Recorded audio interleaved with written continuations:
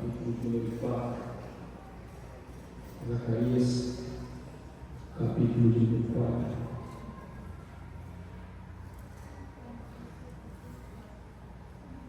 Louvo a Deus por essa oportunidade, pela lei dos pastores, pastor Aparecido, representado hoje pelo pastor Jeremias, pastor Alex, Gabriel, a direção dos trabalhos na quarta-feira e todos os demais obreiros aqui presentes. É sempre muito bom ter essa grata responsabilidade de falar a palavra de Deus. E eu louvo a Deus por essa oportunidade nesta noite. Amém? Meus irmãos, Zacarias, capítulo de número 4. Se você tiver com dificuldade de encontrar o livro de Zacarias, abra sua Bíblia em Mateus, volte algumas páginas que você encontrará Malaquias, voltando mais algumas páginas, você encontrará o profeta Zacarias. Zacarias, capítulo de número 4 e versículo de número 3 em diante. Amém? Diz assim a palavra de Deus: e por cima dele 2 oliveiras, uma à direita do vaso de azeite e a outra à sua esquerda. E falei e disse ao anjo que falava comigo, dizendo: Senhor meu, que é isto? Então respondeu o anjo que falava comigo e me disse: não sabes tu o que é isto? E eu disse: não, Senhor meu. E respondeu e me falou, dizendo: esta é a palavra do Senhor a Zorobabel, dizendo: não por força, nem por violência, mas pelo meu Espírito, diz o Senhor dos Exércitos. Quem é sua monte grande? Diante de Zorobabel serás uma campina, porque ele trará a primeira pedra com aclamações. Graça, graça a ela. E a palavra do Senhor veio de novo a mim, dizendo: as mãos de Zorobabel têm fundado esta casa, também as suas mãos a acabarão, para que saibais que o Senhor dos Exércitos me enviou a vós. Porque quem despreza o dia das coisas pequenas, pois se alegrará um plomo na mão de Zorobabel. São os 7 olhos do Senhor, que eles correm por toda a terra. Amém? Louvado seja Deus pela sua bendita, pela sua poderosa palavra, pelo privilégio que temos nessa noite de meditarmos brevemente nas Sagradas Escrituras. Meus irmãos, o livro do profeta Zacarias, ele se encontra dentro de uma seção dos intitulados profetas menores.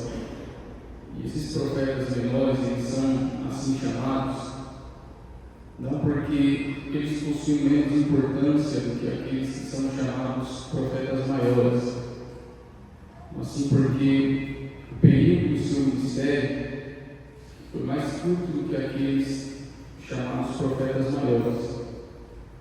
Entre os profetas menores nós encontramos, além de Zacarias, também Malaquias, Joel, Amós, Ageu, e todos eles profetizaram e entregaram uma mensagem de Deus para o seu povo. O profeta Zacarias, especificamente, ele fez parte de uma geração muito específica da história de Israel. Eu gosto de me aprofundar um pouco no contexto do que a palavra nos diz. O profeta Zacarias ele era filho de um sacerdote chamado Baraquias e neto também de um sacerdote chamado Ido, o avô de Zacarias. Esse sacerdote chamado Ido, ele é um daqueles que retornaram para Jerusalém após o exílio em Babilônia, para que ajudassem a reerguer a cidade e edificar o templo. E Zacarias, ele possuía uma linhagem sacerdotal. Zacarias, seguindo o fluxo natural, ele viria a ser também sacerdote, assim como seu avô e como seu pai. Porém, este profeta chamado Zacarias, ele não nasceu em Israel, ele não nasceu em Jerusalém. Zacarias, ele nasceu e cresceu em Babilônia, porque quando Israel foi levado cativo, seus pais foram para Babilônia e lá estiveram quando Zacarias veio a nascer. E Zacarias, ele passou por um período muito difícil em sua vida, ainda em seu início, porque o seu pai Baraquias veio a falecer quando ele ainda era muito novo. Não se sabe exatamente o motivo de sua morte, mas o que se sabe é que o pai de Zacarias faleceu quando ele ainda era muito novo. E Zacarias, ele cresceu em Babilônia. Como eu disse, Israel foi levado cativo para Babilônia. E Nabucodonosor, ele levou a nata da sociedade de Judá para a Babilônia, levou a melhor parte, os jovens mais belos, mais inteligentes, mais capacitados para trabalhar no seu palácio, para que ele construísse um grande império, assim como ele construiu. E Nabucodonosor, quando ele invadiu Jerusalém, a palavra vai dizer que ele, além de levar a nata da sociedade judaica, ele também leva os utensílios da casa de Deus, os utensílios que estavam no templo, que eram consagrados ao Senhor. Ele os retira do templo em Jerusalém e leva para a Babilônia. Ele, com o passar dos anos, vai destruir completamente a cidade. Na cidade vai ficar apenas as pessoas mais pobres, mais simples e mais humildes, e todo o restante vai ser levado para a Babilônia. E diferente do que muitos pensam, em Babilônia, o povo de Israel, diferentemente de quando foi para o Egito, eles não sofreram, eles não foram escravizados, eles não foram colocados para trabalhar debaixo de açoite, pelo contrário. Em Babilônia eles tinham uma vida tranquila, em Babilônia eles tinham uma vida sossegada, porque Babilônia era o grande império do mundo, as riquezas do mundo estavam em Babilônia. O exército mais forte do mundo era o de Babilônia. Então, todo o poder do mundo estava concentrado em Babilônia. Babilônia era uma cidade muito bonita, tanto que vai se dizer que Nabucodonosor construiu uma das 7 maravilhas do mundo antigo, que eram os jardins suspensos de Babilônia. Aquela cidade era uma cidade muito bonita, uma cidade com cerca de 90 quilômetros de perímetro, uma cidade quadrada. E havia 100 portões nesta cidade, 25 em cada um dos 4 lados da cidade. Os muros da cidade eram completamente fortificados para que os inimigos não entrassem nela e ela estivesse protegida. Vamos dizer que os muros da cidade eles eram tão largos que cabia uma carroça com 7 cavalos e ela tinha condições de dar meia volta e voltar para o outro lado. A história vai dizer que Babilônia, além desses muros muito fortificados, ela também estava rodeada por uma vala para que os inimigos não tivessem acesso aos muros e não pudessem entrar dentro da cidade. Então Babilônia era uma cidade muito rica. Babilônia era uma cidade, além de muito rica, uma cidade idólatra. Havia vários deuses que eram adorados em Babilônia. E eu imagino que Zacarias, nascendo em uma cidade como essa, uma cidade muito rica, uma cidade de muitas propostas, uma cidade que certamente ele teria a oportunidade de crescimento profissional dentro daquela cidade. É de se imaginar que aqueles que estavam no convívio de Zacarias ao ver que ele havia perdido seu pai, que ele estava crescendo sem o pai. É possível imaginar que acreditavam que Zacarias seria alguém que ia se perder no meio do caminho, porque Zacarias tinha muitas propostas. Os cultos em Babilônia eram completamente libertinos, não havia nem um pouco de pudor, nem um pouco de reverência. Os cultos eram adorados e no meio dos cultos havia orgias, havia prostituição, havia tantas coisas que eles agradam a Deus. E Zacarias cresceu nesse ambiente, nessa terra, com muitas propostas, com muita possibilidade de se esquecer de quem ele era, de se esquecer de quais eram as suas raízes, de se esquecer de que ele veio de uma outra terra, de que ele era de uma outra terra, de um outro povo, com uma outra cultura. Em seu sangue corria o sangue judeu, o sangue do povo de Deus. E quem sabe alguém, no convívio de Zacarias, imaginava: Zacarias vai se perder. Com o passar do tempo, Zacarias ele vai se esquecer de onde ele é, quem ele é, as raízes que ele tem. E Zacarias não vai permanecer seguindo os princípios de Deus, mas foi exatamente o contrário. Zacarias ele foi alguém que foi escolhido por Deus. Zacarias ele cresceu sem pai. Zacarias cresceu sem referência. Zacarias cresceu sem alguém para estar do lado dele, ensinando, auxiliando, orientando. Mas Zacarias não tinha um pai presente na terra, Zacarias tinha um pai presente no céu. E eu vejo que todos os passos de Zacarias foram guiados por Deus, porque Zacarias tinha todas as possibilidades de se perder no meio do caminho. Zacarias tinha todas as possibilidades de se corromper no meio do caminho, mas ele foi alguém que Deus escolheu, que Deus levantou, que Deus ungiu para pregar a sua palavra, para anunciar a sua mensagem. Zacarias ele foi direcionado, guiado pelo próprio Deus. E a palavra vai dizer que esse império babilônico ele era muito grande, muito forte, muito poderoso. Porém, houve um tempo em que Nabucodonosor passou e vieram outros reis sobre essa cidade. E a palavra vai dizer que houve um rei chamado Belsazar sobre Babilônia. E esse homem chamado Belsazar não tinha nem temor a Deus. E a palavra diz que certo dia ele ofereceu uma grande festa para 1000 convidados, 1000 daqueles grandes homens que haviam no reino, os governadores, os príncipes. Eu imagino que aqueles que tinham maior influência sobre o povo. Ele convidou esses homens para que eles participassem de uma grande festa, de um grande banquete. E no meio dessa festa, esse rei Belsazar começou a se embriagar, começou a beber o vinho, e começou a se embriagar no meio da festa. Tomou um copo de vinho, tomou 2 copos de vinho, tomou 3 copos de vinho. De repente, embriagado com o vinho, ele manda que fossem e trouxessem para a festa os utensílios da casa de Deus, que haviam sido consagrados para que fossem utilizados no culto a Deus. E ele chama e manda que trouxessem para que eles bebessem vinho nesses utensílios. E a palavra diz que Deus, no mesmo instante, na mesma hora, ele desceu na terra e ele se manifestou aquele homem escrevendo sobre a parede. E aquele homem, aquele rei poderoso, de repente passou a ter os seus joelhos batendo no outro, passou a ser amedrontado por aquela visão que ele teve. E diante disso ele vai chamar os astrólogos, vai chamar os sábios, vai chamar os homens do seu reino para que eles pudessem desvendar o que estava escrito. E a palavra diz que ninguém podia desvendar, porque havia sido escrito pelo próprio Deus.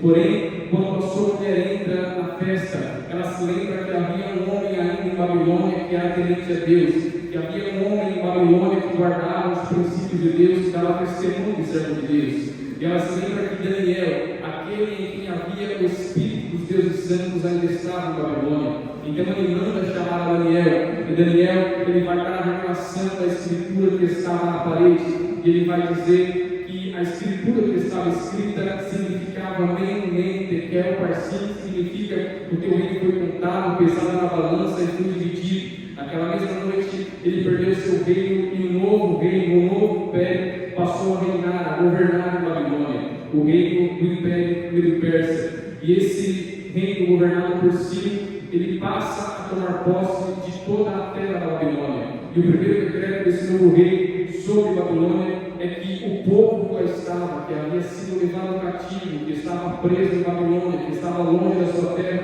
pudesse retornar para a sua terra. Então todos os povos que lá estavam, de todas as nações, de todos os povos, todos os continentes, que Nabucodonosor havia conquistado, eles retornaram para as suas terras e puderam novamente refazer as suas vidas em suas terras. E assim foi também com Israel. O povo de Deus, ele voltou para Jerusalém para que pudesse reconstruir a cidade, para que pudesse reconstruir o templo. E eles, liderados por Zorobabel, retornaram para Jerusalém. Zorobabel deu mais de 42 mil homens de retorno para Jerusalém. E quando eles chegam em Jerusalém, a palavra vai dizer que eles começam a reconstruir a cidade, que eles começam a reedificar o templo, e começam com muito ânimo, com muita alegria, com muita disposição, lembrando daquilo que havia antes em Jerusalém, lembrando da cidade que antes era Jerusalém, da beleza que era Jerusalém, do Deus que estava presente em Jerusalém. E eles começam a trabalhar, porém, no meio do trabalho, a palavra diz que se levantaram opositores, que se levantaram samaritanos,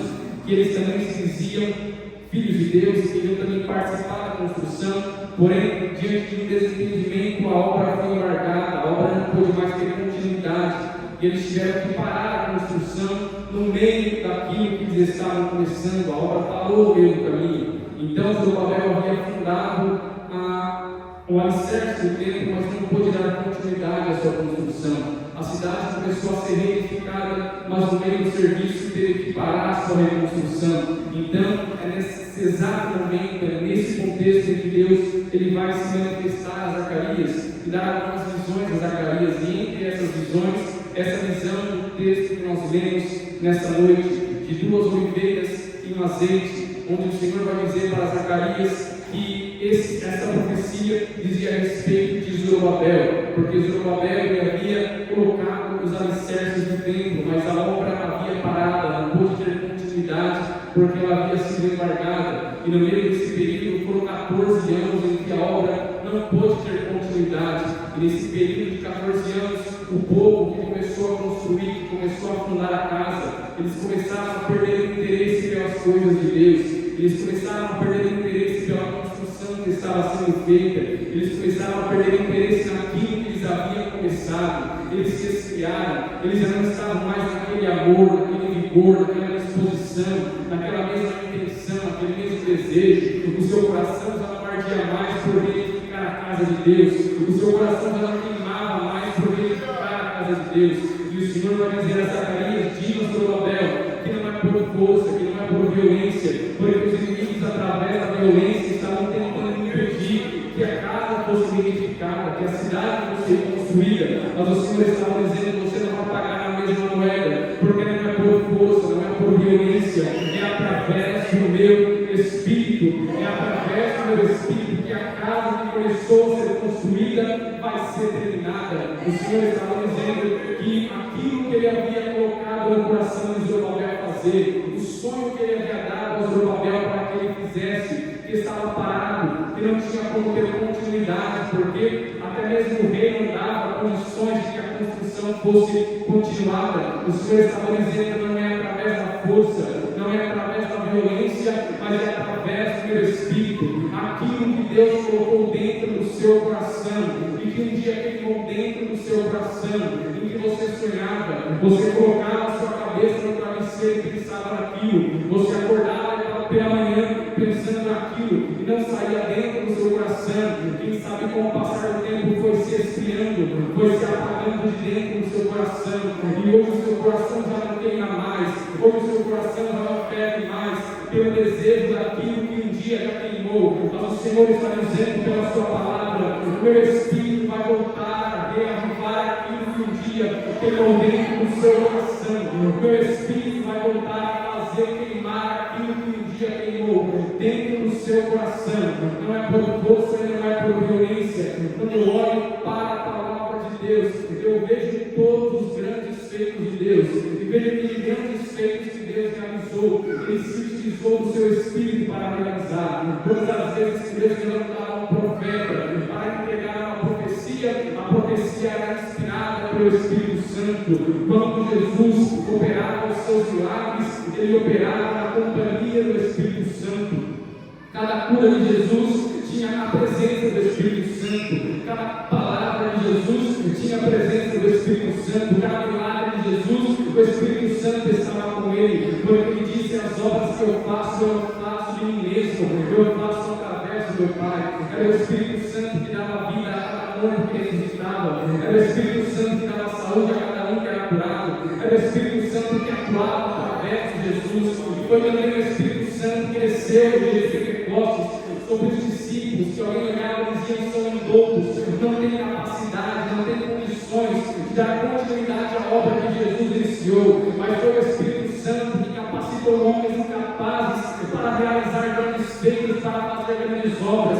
Foi o Espírito Santo que utilizou aqueles homens para operar curas, foi o Espírito Santo que utilizou aqueles homens para operar milagres, era o Espírito Santo em cada ato, em cada ação que aqueles homens faziam. E quando eu olho para o livro de Atos, eu vejo que nós dizemos que são atos dos apóstolos, mas na verdade eram atos do Espírito Santo através dos apóstolos, porque os apóstolos de si mesmos não faziam nada, não tinham poder para nada, não realizavam nada, mas quando o Espírito Santo vinha sobre eles e os enchia, eles tinham poder para curar, eles tinham poder para ressuscitar aqueles que não tinham vida, eles tinham poder para pregar a palavra e os pecadores se arrependerem dos seus pecados, confessando os seus pecados, aceitarem a Jesus. O Espírito Santo que atuou no decorrer de toda a história da igreja.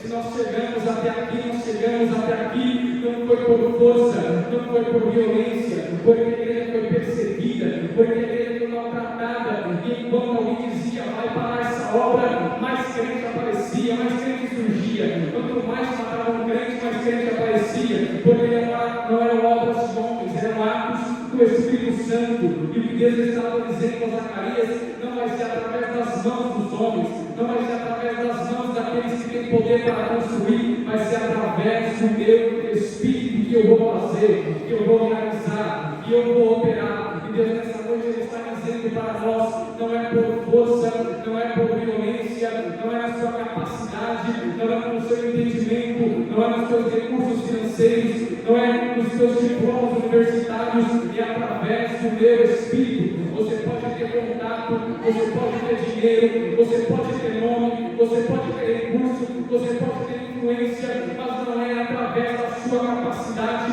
é através do Espírito Santo que Deus vai fazer, que Deus vai realizar. Você vai olhar e vai dizer: eu não tinha condições de chegar, mas Deus sempre me fez chegar. Não foi uma força, não foi uma capacidade, foi através do Espírito Santo. E Deus estava dizendo: eu vou levantar homens para reedificar o templo, eu vou levantar homens para reedificar a casa, e a casa que começou, que parou no meio do caminho, eu vou fazer com que a conclua, porque Deus Ele não deixa a obra parada na metade. Aquele que começou a boa obra é fiel para terminar, é fiel para concluir, é fiel para fazer, realizar aquilo que Ele disse que realizaria.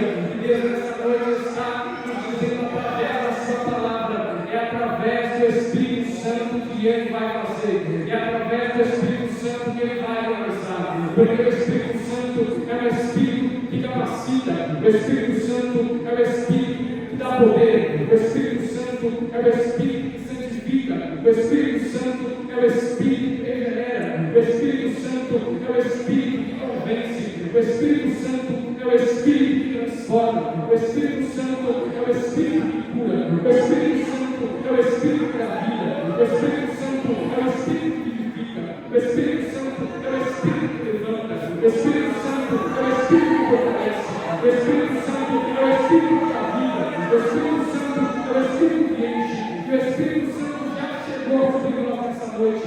Ele que está passeando no meio da igreja nessa noite, Ele que está falando através da palavra nessa noite. Se o seu coração está aberto para receber essa palavra do Espírito Santo, alegra a tua alma, porque vai ter um ato do Espírito Santo na tua casa, vai ter um ato do Espírito Santo na tua família, vai ter um ato do Espírito Santo no meio dos teus, vai ter um ato do Espírito Santo sobre o teu marido, vai ter um ato do Espírito Santo sobre os teus filhos, vai ter um ato do Espírito Santo sobre a tua história. Você pode receber essa palavra, levante essa mão, diga a glória a Deus, diga aleluia, porque o Espírito Santo está te levantando nessa noite. O Espírito Santo está te dirigindo nessa noite. O Espírito está dizendo: não é na tua capacidade, não é na tua força, é através do meu Espírito. Sou eu que vou fazer, sou eu que vou realizar, sou eu que vou entrar, sou eu que vou agir.